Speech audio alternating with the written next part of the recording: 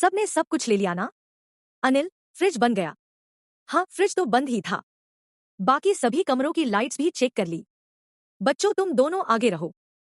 पता चला तुम दोनों पीछे रह गए थे और हम बाहर से घर बंद करके चले गए। डोंट वरी दादी, हमें कुछ नहीं होगा। पर दादू को हो सकता है। हर बार ट्रिप के पहले खोने का हैट्रिक मेंटेन करते हैं ना दादू। दादू, अनिल पापा जी कहाँ हैं? पिछले काफी देर से दिखे नहीं। ये लो, फिर पापा जी खो गए। अब क्या होगा मम्मी जी? इस बार कौन सी मन्नत करनी होगी? मेरे जवानी भर तो यह कहीं खोए नहीं। अब जब बच्चों को बड़ा करके घूमने का वक्त आ गया है तो ये आए दिन खो जाते हैं। छोड़ो इन्हें। खोया है तो खोया ही रहने दो। मैं अपनी ट्रिप कैंसिल नहीं करूंगी। इतनी मुश्किल से बच्चों को गर्मी की छुट्टी में निकलने का मौका मिला है। तभी छत की सीढ़ियों से उतरता हुआ विष्णु नीचे आता है। छत तो खुला छोड़ दिया था सभी ने। दीदी के यहाँ से हम लोग लौट कर आते हैं और पता चलता है कि सब कुछ समेट कर फरार है चोर। चलो दादू मिल गए, जल्दी से निकलते हैं। बुआ, दादी के घर जाना है, जल्दी करो। अनिल कार स्टार्ट करता है और सभी कार में बैठकर निकल जाते हैं शकुंतला के घर की ओर। आप तो पहले भी आई होगी ना बुआ जी के घर मम्मी जी? कैसा घर है उनका? पापा जी बता रहे थे पीछे खेत भी है। फार्मिंग करती है बुआ जी।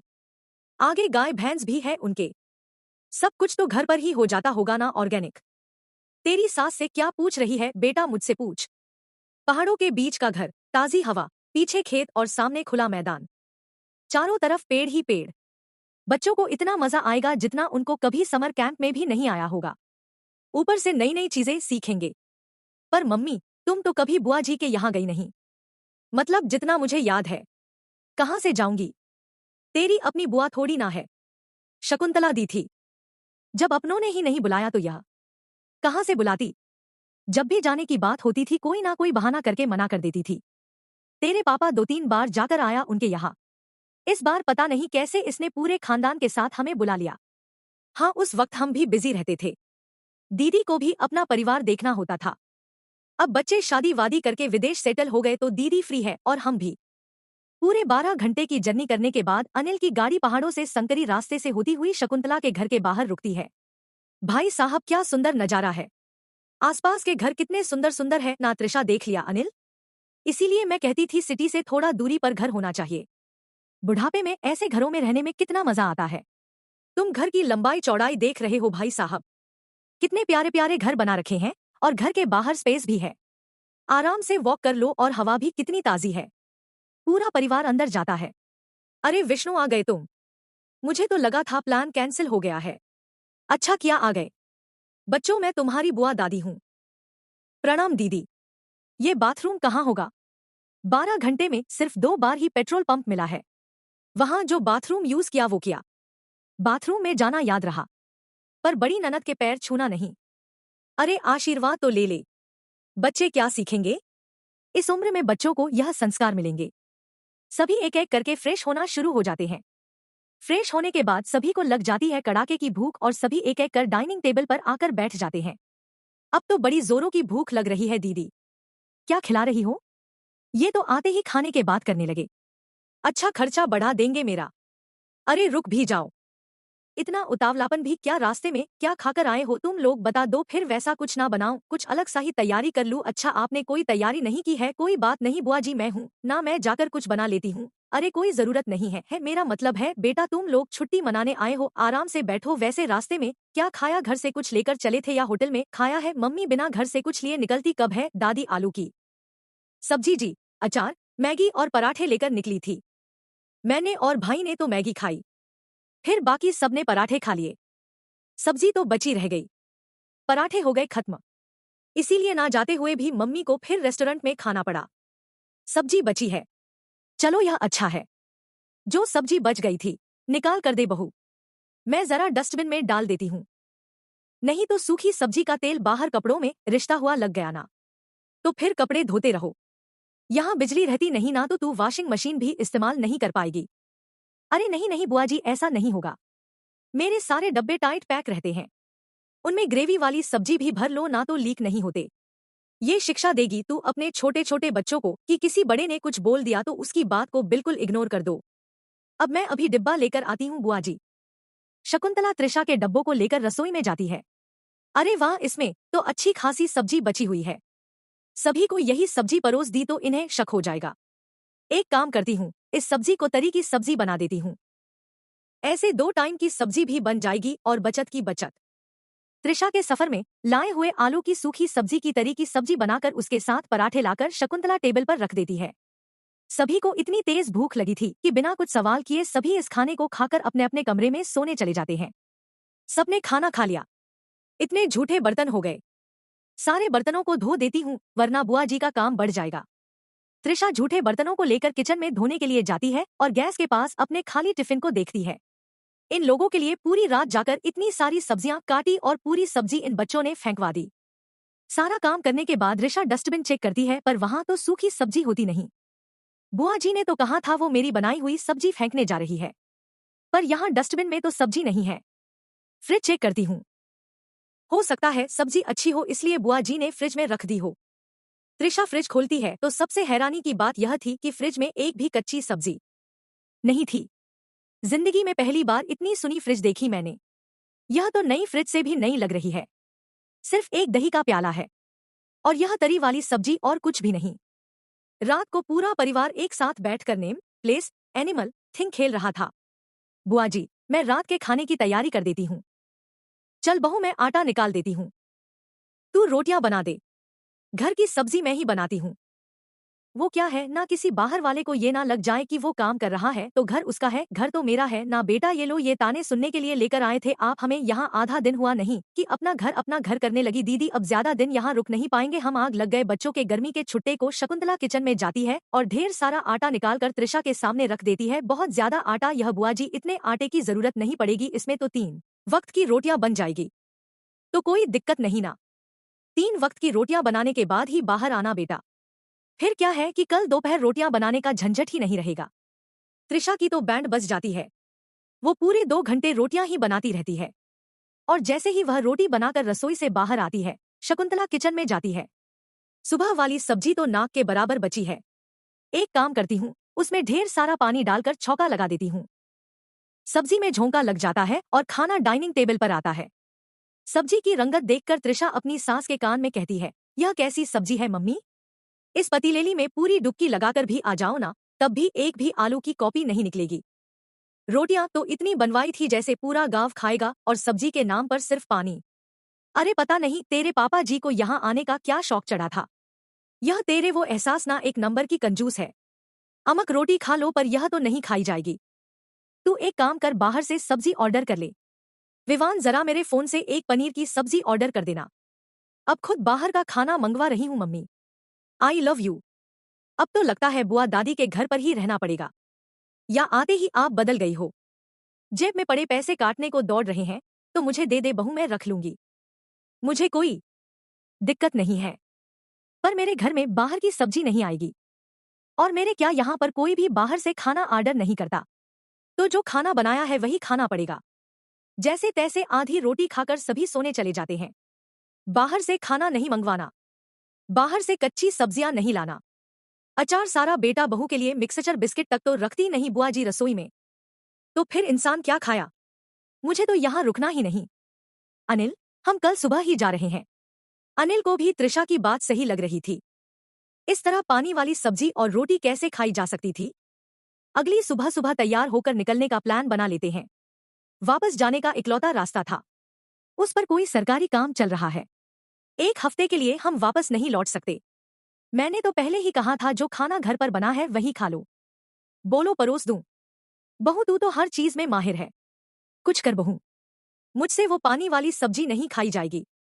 क्या किया जा सकता है माँ जी? अब तो 1 हफ्ते तक यहाँ रुकना पड़ेगा। फिर कुछ तो करना ही होगा। क्या करूं? आइडिया। मसाले तो घर के ही थे। दाल, चावल, आटा सब खुद के खेत का था, तो इन चीजों का इस्तेमाल करने में किसी तरह की मनाही नहीं थी। त्रिशा किचन में जाती है। हर वक्त रोटी क्यों खाए जब दाल खाई जा सकती है? बुआ जी, अब आपको मैं बताती हूँ कि रसोई में सब्जियां ना भी हो तो भी सब्जी का स्वाद कैसे आता है। त्रिशा फटाफट सांभर बनाने की तैयारी करने लग जाती है। ना डालने के लिए टमाटर है, ना कद्दू, ना भिंडी, पर कोई बात नहीं। उस पानी वाली सब्जी से तो लाख गुना चटपटा मसालेदार सांभर तैयार कर ही दूंगी मैं। साथ में सूजी का चीला बना देती हूँ। नमक, लाल मिर्च, अजवाइन, जीरा, धनिया पाउडर, थोड़ा गरम मसाला, जरा सी कसूरी मेथी को दही के साथ सूजी के बैटर में मिलाकर पतले पतले चीले तैयार करके त्रिशा बाहर टेबल पर लगाती है। बहुत भूख लगी थी मम्मा। Thank you for this. पर बनी कैसी है? रेस्टोरेंट के खाने जैसी मम्मी, और यह सांभर तो सूप जैसा टेस्टी है।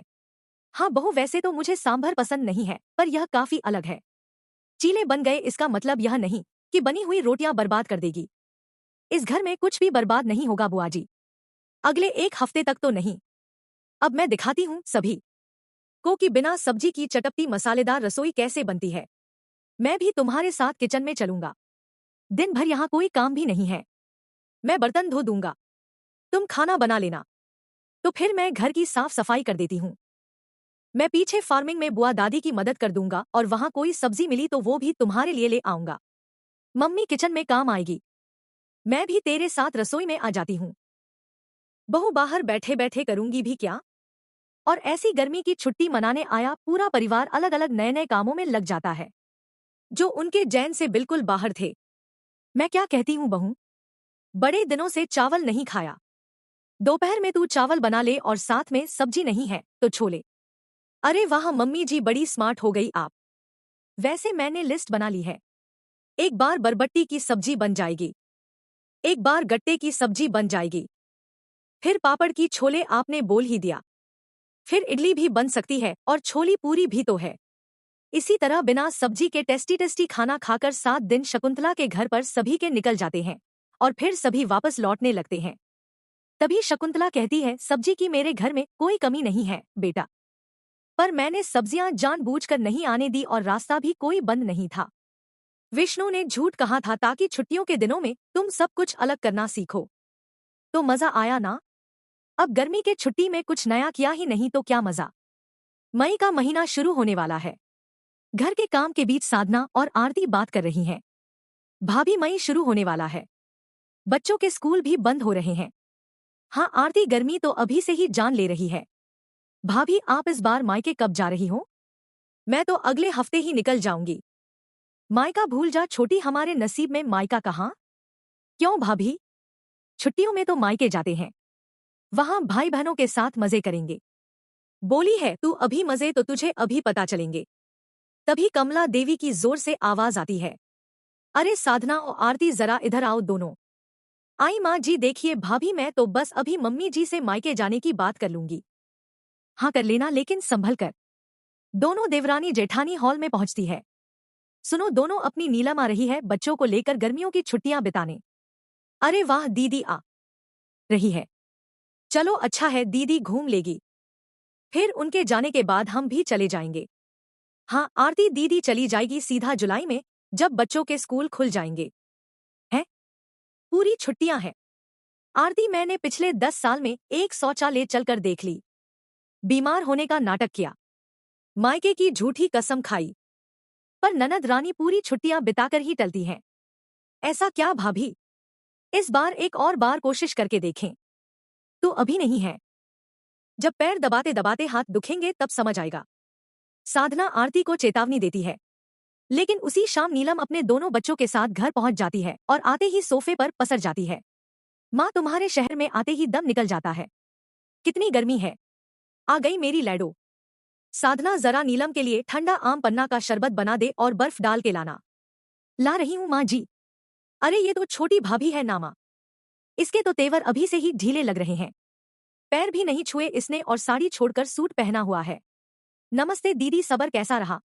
कैसा रहेगा बेकार। सुनो आरती, जरा मेरे कमरे का एसी चला दो तो, और हाँ मेरे बच्चों के लिए मैंगो शेक भी बना देना। जी दीदी, मैं अभी बनाती हूँ। लो नीलम पी लो। तो साधना भाभी, पन्ना या उबला पानी? बर्फ तो पिघल चुकी है। माँ देखो ना, आते ही मेरा स्वागत कैसे हो रहा है। साधना, 10 साल हो गए इस घर में, एक पन्ना ठीक से नहीं बनता तुझसे। जानबूझकर किया है ना तूने? नहीं माँ जी, बर्फ तो डाली थी। रहने दो माँ, इनके तो तेवर ही बदले हुए हैं। आरती, तुम लाओ मेरे लिए शिकंजी बनाकर। ठीक है दीदी, लाती हूँ। आरती रसोई में जाकर नीलम के लिए शिकंजी बनाती है कि तभी क्यों देवरानी जी, कैसी रही? देखा ना आपने, ननद रानी ने पहले मुझे नीचा दिखाया, सिर्फ तुम्हारी बुराई मम्मी जी से की, और फिर यह हुक्म फरमा दिया। हाँ भाभी, हद है। यह तो बिल्कुल अजीब ही प्राणी है। मैंने तो ऐसा प्राणी आज तक नहीं देखा। अरे बहन, यह इस दुनिया की है ही नहीं। खैर जा, तू शिकंजी देके आ वरना घर सर पर उठा लेगी। या आरती शिकंजी ले जाकर नेहा को देती है। वहीं साधना दोनों बच्चों के लिए मैंगो शेक बनाकर उन्हें पिलाती है। दोनों बहुएं अपने कामों में लग जाती हैं। उनके जाने के बाद शाम के समय दोनों मां अपनी गाना फूसी में लगी हुई थी। माँ, तुमने देखा साधना भाभी का मुंह कैसे उतरा हुआ था मेरे आने पर? हाँ बेटी, मैं भी देख रही हूँ। आजकल बहुत जुबान चलाने लगी है। और यह नई वाली आरती, यह तो और भी शादी लगती है। आज दोपहर को मुझसे कह रही थी कि दीदी आप कब तक रहोगी? उसकी हिम्मत अभी 2 महीने हुए नहीं है और मेरी बेटी को टोकने लगे। माँ, दोनों बहुएं मिलकर तुम्हें इस घर में अकेला कर देगी। तभी साधना और आरती चाय लेकर आती है। उसे देखकर दोनों हड़बड़ाकर शांत हो जाती है। ये लो दीदी, मम्मी जी चाय। अरे भाभी, शाम की चाय के साथ कुछ तलवाया क्यों नहीं? समोसे या कचौरी कुछ भी बनाते थे। नीलम, इतनी गर्मी में समोसे खाओगी तो पेट खराब हो जाएगा। देख रही हो माँ, मैं अपने मायके में समोसे के लिए तरसूंगी। भाभी को तो बस काम से जी चुराना है। साधना, चुपचाप किचन में जा और गर्मा गर्म पकोड़े छान। मेरी बेटी आई है, कोई मेहमान नहीं है जो डाइट चैट देखोगी। जी माँ जी। भाभी आप बैठो, मैं बनाती हूँ पकोड़े। बड़ी आई हमदर्दी दिखाने वाली, दोनों को सीधा कर दूंगी। माँ तुम बस देखती जाओ। दोनों रसोई में पकोड़े बनाकर लाती है। तभी नीलम के बच्चे चिंटू और पिंकी पूरे घर को सिर पर उठा लेते हैं। चिंटू ड्राइंग रूम के गद्दों पर कूद रहा है और पिंकी आरती के कमरे का कीमती सामान गिरा रही है। अरे पिंकी बेटा रुको, यह कांच का शोपीस है, टूट जाएगा, हाथ में लग जाएगी। अरे आरती भाभी, क्यों मेरे बच्चे को डांट रही हो? साल भर बाद ननिहाल आए हैं, थोड़ा खेलेंगे नहीं तो क्या बंधक बनकर रहेंगे? पिंकी, मम्मी ने कहा है कि यह कर हमारे नाना का है, हमारा जो मन करे हम वो कर सकते हैं। तोड़ दे इसे। यह देखो मम्मी, टूट गया। कांच की टूटने की आवाज सुनकर साधना और आरती तेजी से दौड़ के आती है। अरे अरे, यह तो आरती की शादी का शगुन का शोपीस था। चिंटू, पिंकी बेटा इसे नुकसान नहीं करते। अरे साधना भाभी एक मामूली कांच के टुकड़े के लिए बच्चों पर बरस पड़ी। माँ देखो जरा, तुम्हारी बहुओं को मेरे बच्चे फूटी आंख नहीं सुहा रहे हैं। तुम दोनों बहुओं का दिमाग खराब हो गया है क्या? बच्चों के पीछे पड़ गई हो। साधना जा इसे साफ कर दे। और आरती अपनी इस नई नवेली चीजों को संभाल कर रखा कर। बच्चों को मत कोस। अच्छा, गलती बच्चों की और डांट हमारी। रुक बेटा नीलम, तेरी सारी गर्मी मैं ही शांत करूंगी। शाम के 7 बज चुके थे। प्रफुल्ल और रोहन ऑफिस से थके हारे घर लौटते हैं। आते ही हॉल का नजारा देखकर हैरान रह जाते हैं। अरे भैया, आज का घर यह कैसे फैला हुआ है? सारे खिलौने बिक रहे हैं। साधना जरा पानी देना तो लीजिए, नीलम आई है ना तो बस घर तो अब ऐसा ही होगा। भाई के घर बहन का कोई हक ही नहीं बचा है क्या? भाई के घर बहन का कोई हक नहीं बचा है क्या? अरे नहीं नीलम, ऐसा क्यों सोचती हो? वो तो बस ऑफिस का गुस्सा, मेरा मतलब है गर्मी की वजह से परेशान होगी। क्यों आरती, चेहरे पर ये तूफान से पहले की शांति क्यों है? कोई धमाका होने वाला है क्या? रोहन, तुम्हारी बहन तो साक्षात ज्वालामुखी है। आते ही मेरे शगुन का शोभेश तुड़वा दिया और मम्मी जी ने मुझे ही सुना दिया। बाप रे, दीदी से पंगा यानी सीधी यमराज का लौटा। तुम ही चुप रहना वरना माँ पूरे घर में महाभारत करवा देगी। अरे रोहन, बीवी के पल्लू से बाहर निकल। जरा अपनी प्यारी दीदी के लिए बाहर से चाहट और रबड़ी तो लेकर आ। इन बहुओं के हाथ की फीकी चाय पीकर तो मेरा सिर दुखने लगा है। आ दीदी, क्यों नहीं प्रफुल्ल भाई, चलो बाहर, दीदी के लिए वीआईपी नाश्ता लेकर आते हैं। रात का समय है। साधना और आरती किचन में बर्तनों का ढेर साफ कर रही है और बुरी तरह से थक चुकी है। देखा आरती, सुबह से लेकर रात के 11 बज गए हैं। सुबह कचौड़ी, दोपहर को पनीर, शाम को पकोड़े और अब रात को मलाई कोफ्ता। मेरी तो कमर ही टूट गई है।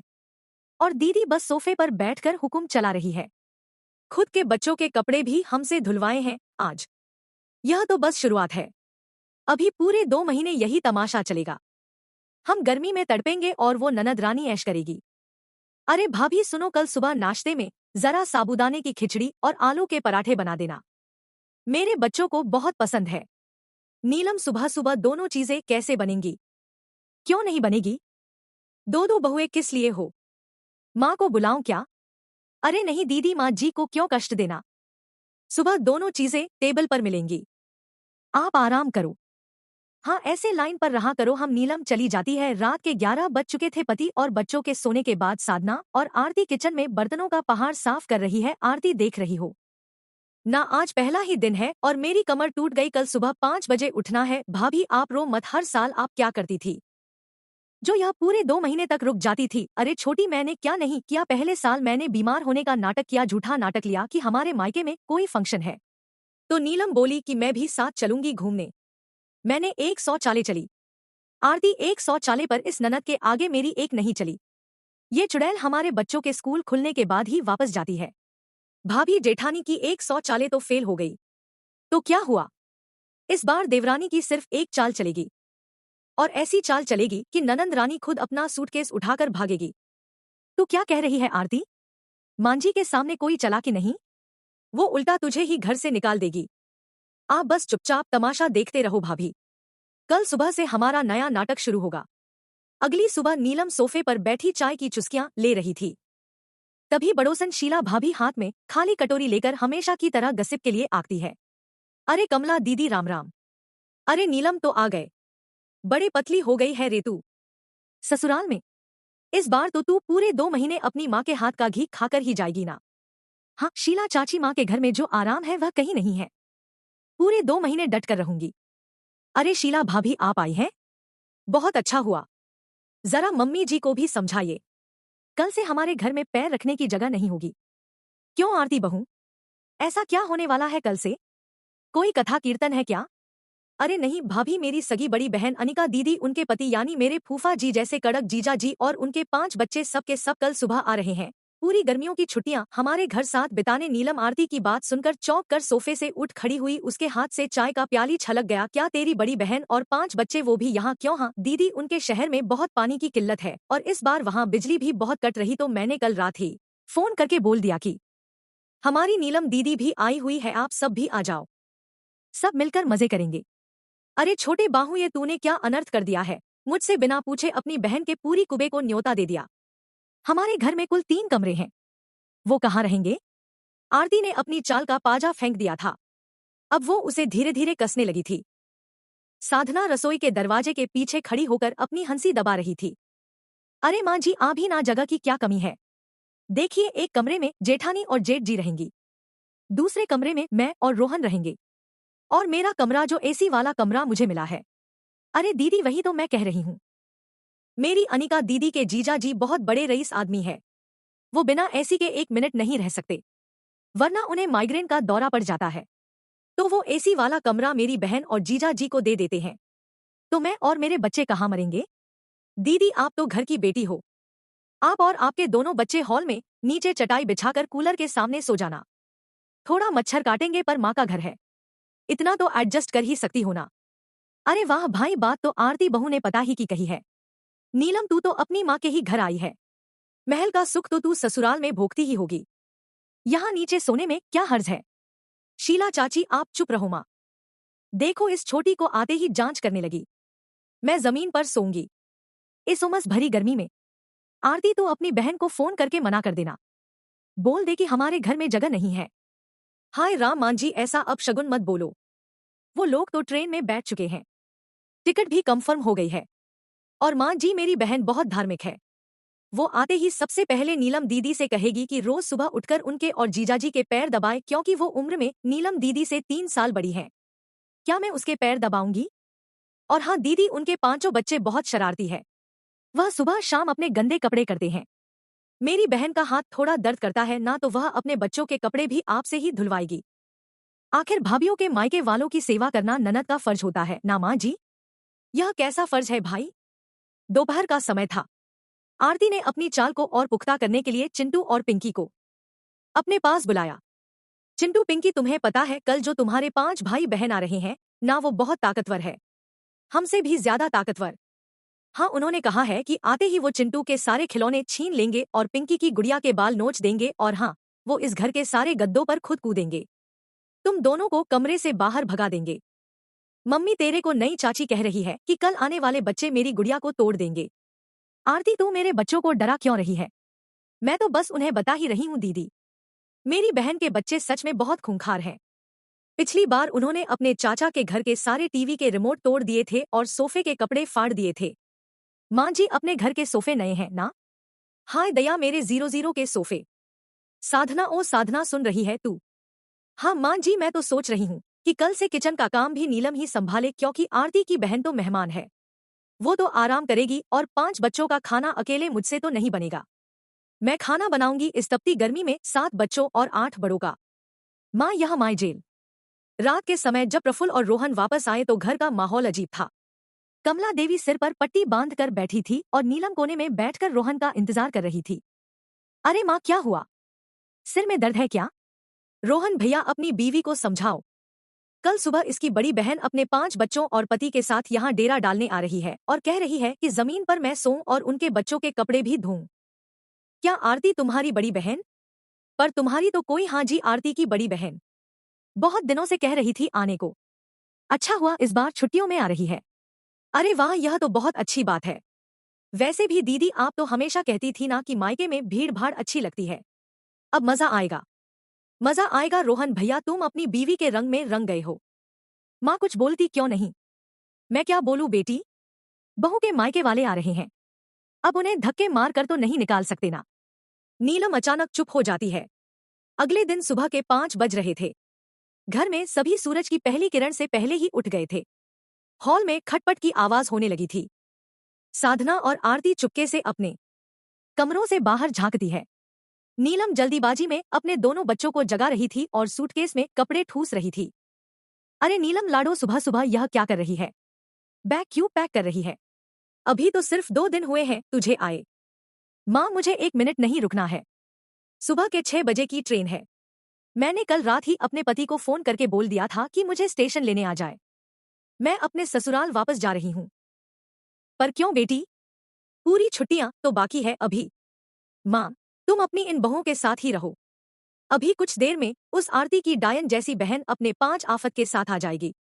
मेरे बच्चों के खिलौने टूटेंगे, मेरे सिर पर वो नाचेंगे। मुझे इस उमस भरी गर्मी में बिना इसी हॉल में सोना पड़ेगा और ऊपर से उस औरत की गुलामी करनी पड़ेगी। मुझसे यह सब नहीं होगा। अरे दीदी, आप इतनी सुबह सुबह कहाँ जा रही हो? रुकिए ना, मेरी अनिका दीदी बस स्टेशन पहुंचने ही वाली होगी। वो आपके लिए मायके से स्पेशल बनारसी साड़ी लाई है। रख अपनी बनारसी साड़ी अपने पास और उस बहन को बोल देना कि इस घर में कदम भी ना रखें। माँ, मैं जा रही हूँ। गाड़ी बाहर आ गई है। चिंटू, पिंकी, चलो जल्दी। मम्मी, मुझे नानी के घर रहना है। चल चुपचाप। यहाँ रही तो भाभियों की गुलामी करनी पड़ेगी। माँ, अब नीलम अपने दोनों बच्चों को घसीटती हुई और सूटकेस पटकती हुई घर से बाहर निकल जाती है। कमला देवी दरवाजे पर खड़ी होकर आंसू बहा रही थी। बेटा, लेकिन तू तो 2 महीने के लिए आई थी ना। बस मारो मत, तेरी बहू की वजह से अब तो 2 दिन में ही जाना पड़ रहा है। नीलम गाड़ी में बैठकर ससुराल के लिए निकलती है। कमला देवी गुस्से में अपने कमरे में हॉल में अब सिर्फ साधना और आरती बची थी। ओए आरती, सुस बता, तेरी बहन की ट्रेन कितने बजे आ रही है? अब हम उन्हें कहाँ ठहराएंगे? अरे भाभी, शांत हो जाओ। मेरी कोई बड़ी बहन है ही नहीं। मैं तो अपने माता पिता की इकलौती औलाद हूँ। क्या तेरी कोई बहन नहीं है? तो वो फोन पर कौन बात कर रहा था कल तुझसे? वो मेरी कॉलेज की सहेली थी भाभी। उसे मैंने पहले ही समझा दिया था कि सुबह सुबह फोन करके नाटक करना है। मुझे पता था कि नीलम दीदी जैसी स्वार्थी और आराम पसंद औरत कभी अपनी सुख सुविधा, अपना एसी रूम छोड़कर दूसरों की सेवा नहीं करेगी। जैसे ही उन्हें पता लगा कि उनका राज छीनने वाला है तो उन्हें काम करना पड़ेगा, तो वह खुद ही दुम दबाकर भाग गई। मान गए देवरानी जी, तुम्हारी बुद्धि को साष्टांग प्रणाम। मैंने पिछले 10 साल से 100 चालें चली, बीमार पड़ी, रोई, कसम दी, पर सब फेल हो गई और तेरी एक चाल से इस घर के चुड़ैल ननद का बोरिया बिस्तर गोल कर दिया। तो भाभी, अब देर किस बात की? अब फटाफट अपना अपना बैग पैक करो और मायके निकलो। हाँ आरती, इस बार गर्मियों की छुट्टियां सच में मजेदार होगी। सच कहा है किसी ने? जेठानी की 100 चाल पर भारी देवरानी की एक चाल। दोनों देवरानी जेठानी एक दूसरे को गले लगाती है और घर में उनकी हंसी गूंज उठती।